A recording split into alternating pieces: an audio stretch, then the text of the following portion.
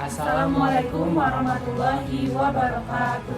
Halo teman-teman, perkenalkan kami dari kelompok 10 dengan tema kerangka konseptual pelaporan keuangan. Sebelumnya perkenalkan nama saya Adi Saputra dengan NIM C 2010-129. Ada teman saya Media Widianti dengan NIM C 2010-696. Lalu ada teman saya Hatika Deviani dengan NIM C 2011-196. Dan yang terakhir ada teman saya Marsha Habida dengan NIM C 2010-518. Sebelumnya, apa sih yang dimaksud dengan kerangka konseptual? Apa saja tujuan dari kerangka konseptual dan apa saja sih karakteristik dari kerangka konseptual? Untuk lebih jelasnya, mari kita lihat video berikut ini.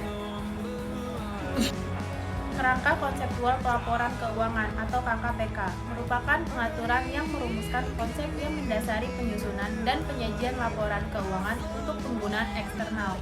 Kerangka konseptual bukan merupakan PSAK sehingga tidak mendefinisikan standar untuk pengukuran atau isu pengungkapan tertentu. Kerangka konseptual ini tidak mengungguli PSAK tertentu. Jika terdapat perbedaan antara PSAK dan KKPK, maka persyaratan yang ada dalam PSAK mengungguli persyaratan yang ada dalam kerangka konseptual. Sedangkan kerangka konseptual terdapat dalam SAP, baik SAP berbasis akrual pada lampiran 1 Peraturan Pemerintah Nomor 71 Tahun 2010 maupun SAP berbasis kas menuju akrual yang terdapat pada lampiran 2 Peraturan Pemerintah Nomor 71 Tahun 2010. Menurut Kieso, konsep ini dapat dikelompokkan menjadi 3. Terdapat 3 level dalam kerangka konseptual, yaitu yang pertama, first level, tujuan dasar atau objektif. First level ini sebagai fondasi atau tujuan dasar pelaporan keuangan. Terdapat aspek lain yaitu karakteristik kualitatif, elemen laporan keuangan, pengakuan, pengukuran, dan pengungkapan.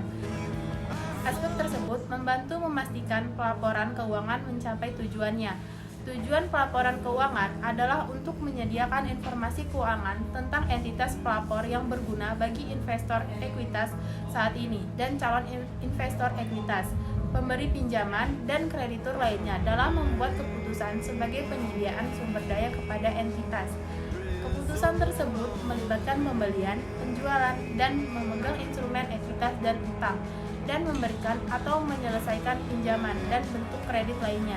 Informasi yang berguna untuk keputusan bagi penyedia modal juga dapat membantu pengguna pelaporan keuangan lain yang bukan penyedia modal. Yang kedua, second level, yaitu konsep dasar, asal, atau fundamental konsep. Pada second level, adanya karakteristik kualitatif dan elemen yang membuat informasi akuntansi berguna dan unsur-unsur laporan keuangan, yaitu ada aset, kewajiban, dan sebagainya. Karakteristik kualitatif merupakan karakteristik yang mendasar atau meningkatkan, tergantung pada bagaimana mereka mempengaruhi kegunaan keputusan dari informasi. Adapun setiap karakteristik kualitatif berkontribusi pada kegunaan keputusan dari informasi laporan keuangan yang meliputi relevansi, reliability, comparability, konsistensi. Kualitas dasar atau relevan, informasi akuntansi harus mampu membuat perbedaan dalam keputusan. Materialistis, informasi yang disajikan tidak salah saji, atau maka perusahaan harus mempertimbangkan faktor-faktor kuantitas dan kualitas. Kualitas dasar atau penyajian jujur atau reliability. Penyajian jujur, angka dan penjelasan sesuai dengan apa yang benar-benar ada atau terjadi. Kelengkapan, ketersediaan informasi yang dibutuhkan. Netralis, tidak memilih atau mendukung sekelompok pihak lain. Peningkatan kualitas atau comparability. Peningkatan kualitas membedakan informasi yang lebih berguna, dapat dibandingkan, dapat diverifikasi, tepat waktu, dan dapat dipahami. Unsur dasar atau konsistensi. Unsur dasar istilah akuntansi dengan makna yang khas dan spesifik seperti aset, liabilitas, ekuitas, penghasilan, dan beban. Yang ketiga ada third level, yaitu pengakuan, pengukuran, dan konsep pengungkapan. Konsep ini terkait bagaimana perusahaan mengakui, mengukur, dan melaporkan unsur serta peristiwa keuangan. Sehingga konsep ini sebagai pedoman menanggapi isu-isu pelaporan keuangan yang konvensional. Level ini terdiri dari asumsi, prinsip, dan batasan yang menjadi konsep implementasi tujuan dasar pada first level. Yang pertama ada asumsi entitas ekonomi, yang kedua asumsi kelangsungan usaha, yang ketiga asumsi unit moneter, keempat asumsi periodisitas, yang kelima asumsi berbasis aktual. Prinsip dasar ada pengukuran, pengakuan pendapatan, pengakuan beban, dan pengungkapan penuh.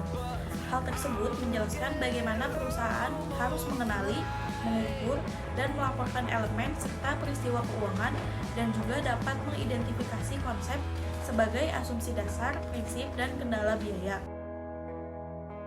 Perkembangan kerangka konseptual yaitu IASB dan FASB bekerja pada sebuah proyek bersama untuk mengembangkan kerangka konseptual. Kerangka baru akan membangun kerangka dasar IASB dan FASB yang telah ada. Proyek tersebut telah mengidentifikasi tujuan pelaporan keuangan dan karakteristik kualitatif informasi pelaporan keuangan yang berguna untuk pengambilan keputusan. Peranan pelaporan keuangan. Laporan keuangan disusun untuk menyediakan informasi yang relevan mengenai posisi keuangan dan seluruh transaksi yang dilakukan oleh suatu entitas pelaporan selama satu periode pelaporan. Laporan keuangan digunakan untuk mengetahui nilai sumber daya ekonomi yang dimanfaatkan untuk melaksanakan kegiatan operasional pemerintah, menilai kondisi keuangan, mengevaluasi efektivitas dan efisiensi suatu entitas pelaporan, dan membantu menentukan ketaatannya terhadap peraturan perundang-undangan. Setiap entitas pelaporan mempunyai kewajiban untuk melaporkan upaya-upaya yang telah dilakukan serta hasil yang dicapai dalam pelaksanaan kegiatan secara sistematis dan terstruktur pada suatu periode pelaporan untuk kepentingan. Yang pertama ada kepentingan akuntabilitas, yaitu pertanggungjawaban pengelolaan sumber daya serta pelaksanaan kebijakan yang dipercayakan kepada entitas pelaporan dalam mencapai tujuan yang telah ditetapkan secara periodik. Yang kedua ada manajemen, yaitu membantu para pengguna untuk mengevaluasi pelaksanaan kegiatan suatu entitas pelaporan dalam periode pelaporan sehingga memudahkan fungsi perencanaan, pengelolaan, dan pengendalian atas seluruh aset serta kewajiban dan ekuitas pemerintah untuk kepentingan masyarakat. Dan yang ketiga ada transparansi, yaitu memberikan informasi keuangan yang terbuka dan jujur kepada masyarakat berdasarkan pertimbangan bahwa masyarakat memiliki hak untuk mengetahui secara terbuka dan menyeluruh atas pertanggungjawaban pemerintah dalam pengelolaan sumber daya yang dipercayakan kepadanya dan ketaatannya pada peraturan perundang-undangan. Yang keempat, yaitu keseimbangan antar generasi, yaitu membantu para pengguna dalam mengetahui kecukupan penerimaan pemerintah pada periode pelaporan untuk membiayai seluruh pengeluaran yang dialokasikan dan apakah generasi yang akan datang diasumsikan akan ikut menanggung beban pengeluaran tersebut. Dan yang kelima, ada evaluasi kinerja, yaitu mengevaluasi kinerja entitas pelaporan terutama dalam penggunaan sumber daya ekonomi yang dikelola pemerintah untuk mencapai kinerja yang direncanakan. Tujuan pelaporan keuangan. Pelaporan keuangan menyajikan informasi yang bermanfaat bagi para pengguna dalam menilai akuntabilitas dan membuat keputusan baik keputusan ekonomi, sosial maupun politik dengan menyajikan informasi tentang sumber, alokasi, dan penggunaan sumber daya keuangan, menyediakan informasi mengenai kecukupan penerimaan periode berjalan untuk membiayai seluruh pengeluaran, lalu menyediakan informasi mengenai jumlah sumber daya ekonomi yang digunakan dalam kegiatan entitas pelaporan serta hasil-hasil yang telah dicapai. Menyediakan informasi mengenai bagaimana entitas pelaporan mendanai seluruh kegiatannya dan mencukupi kebutuhan kasnya.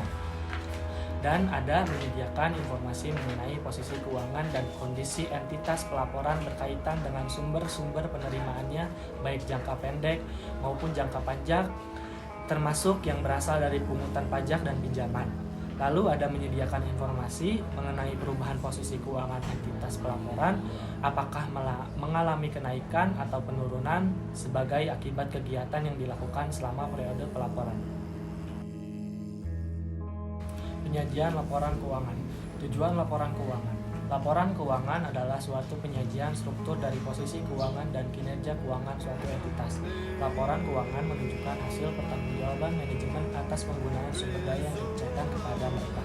Laporan keuangan menyajikan informasi aset, liabilitas, ekuitas, pendapatan dan beban serta keuntungan dan kerugian, kontribusi dari dan distribusi kepada pemilik dan kapasitasnya sebagai pemilik, arus kas, yaitu komponen laporan keuangan, Laporan keuangan yang lengkap terdiri dari laporan posisi keuangan atau neraca pada akhir periode.